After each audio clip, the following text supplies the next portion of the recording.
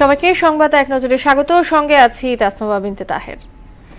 দীর্ঘদিনের রাজনৈতিক মিত্র জামায়াতে ইসলামীকে সঙ্গে নিয়ে নির্বাচনী জোট গঠনের সম্ভাবনা নাকচ করে দিয়েছেন বিএনপির স্থায়ী কমিটির সদস্য সালাউদ্দিন আহমেদ। তবে নির্বাচনের তফসিল ঘোষণার আগ পর্যন্ত এনসিপির সঙ্গে আলোচনার দরজা খোলা রয়েছে বলে ইঙ্গিত দেন তিনি। বার্তা সংস্থা ইউএনবিকে দেয়া এক সাক্ষাৎকারে এসব কথা বলেন সালাউদ্দিন। বিচার ও সংস্কার ছাড়া নির্বাচন মেনে নেবে না বাংলাদেশের জনগণ, মন্তব্য করেছেন জাতীয় নাগরিক পার্টির আহ্বায়ক নাহিদ ইসলাম। দেশ গড়তে জুলাই পদযাত্রার অংশ হিসেবে যশোর জজকোর্ট মোড়ে পদযাত্রা শেষে সমাবেশে একথা বলেন নাহিদ। তিনি আরও বলেন, নির্বাচন, সংস্কার ও দেশের সার্বভৌমত্ব তিনটাই রক্ষা করতে চান তারা।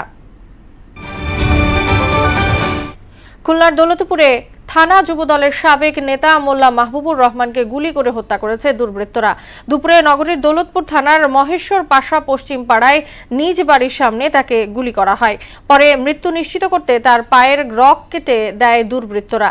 বিষয়টি নিশ্চিত করেছেন দৌলতপুর থানার ওসি মীর আতাহার আলী। দুর্নীতি দমন কমিশনের মামলায় জনতা ব্যাংকের সাবেক চেয়ারম্যান অধ্যাপক আবুল বারাকাতকে কারাগারে পাঠানোর নির্দেশ দিয়েছেন আদালত। তবে তার 3 দিনের রিমান্ড আবেদনের ওপর পরে শুনানি অনুষ্ঠিত হবে। দুপুরে ঢাকার চিফ মেট্রোপলিটন ম্যাজিস্ট্রেট আদালত এই আদেশ দেন। বৃহস্পতিবার রাতে ধানমন্ডি থেকে আবুল বারাকাতকে গ্রেপ্তার করে ডিবি পুলিশ। চট্টগ্রামে কর্ণফুলী ইপিজেডের একটি ফোম কারখানায় লাগা আগুন নিয়ন্ত্রণে এসেছে। ফায়ার সার্ভিসের 8টি ইউনিটের 1 ঘন্টার চেষ্টায় আগুন নিয়ন্ত্রণে আসে। দুপুরের দিকে জান্ট অ্যাক্সেসরিজ নামে কারখানাটিতে আগুন লাগে। শুক্রবার ছুটির দিন হওয়ায় বন্ধ ছিল কারখানাটি। আগুনের ঘটনায় প্রাণহানির কোনো খবর পাওয়া যায়নি।